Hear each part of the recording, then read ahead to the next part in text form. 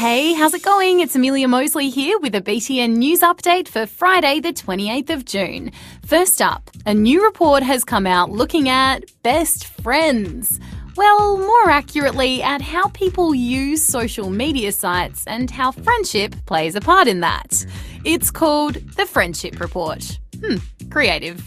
It was carried out by Snapchat and it surveyed 10,000 people of all different ages from 9 different countries. It found some pretty big differences in the way different generations use social media. Researchers reckon younger people tend to use apps that are considered to be more private and personal, like WhatsApp and Snapchat, while people in their mid-20s to late 30s are bigger on apps that are typically more public and open, like ones which allow you to share your thoughts with, well, anyone following, like Facebook and Twitter. The report says it could be because younger people are more cautious about what they share and who can see it. So what do you reckon? I prefer a more public, just so I can tell people what I think. You don't want random people following you because you just don't know who they are. For me, it's more about having that interaction, like one-on-one. I think people are easy targets to be exploited if it's too open, because there are a lot of people out there that want to do bad things.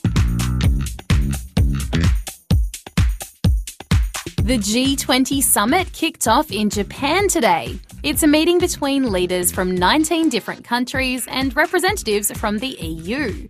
They get together every year in a different city to talk about the biggest issues facing the world.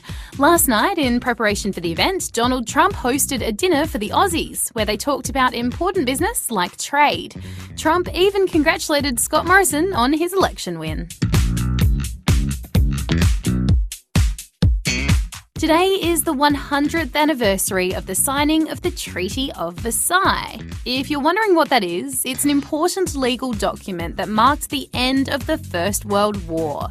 The treaty blamed Germany for the war and forced them to pay a lot of money back to the Allied countries like Australia, the US, and Great Britain. The agreement was meant to stop any more world wars from happening, but many historians reckon it actually played a pretty big role in the rise of Hitler's Germany and the start of World War II. The treaties sort of drew new borders across Europe, but also across the Middle East, and Germany lost her colonies. I think maybe if there's a lesson to learn from these treaties is that peace should never be a punishment.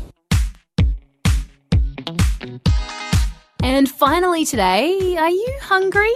Well, you'd hope so if you happen to be frying up a 30-kilogram, 1.5-metre long sausage. That's what some ambitious meat makers in the US did in an effort to set a brand new world record. Today we're going for the Guinness Book of World Records for the largest hot dog in the world.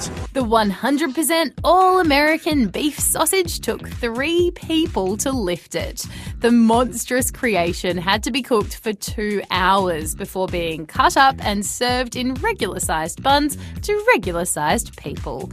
There is already a Guinness World Record for the longest hot dog, 203.8 metres, and for the most expensive hot dog ever sold, $169.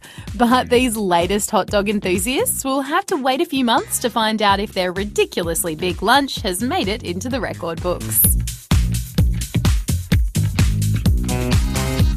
And that's all the news I've got for you today. Actually, Amelia, that's all the news we've got for a while. Oh, it's true, Jack. We've had a total blast bringing you audio updates, but unfortunately, BTN's podcast time is up. Thanks so much for listening to us over the past year or so. If you do miss us after today, you can always check out BTN Newsbreak every weeknight on ABC Me, on the BTN website, and on YouTube. If you're 13 or over, you can even subscribe to our YouTube channel to make sure you don't miss out on any news.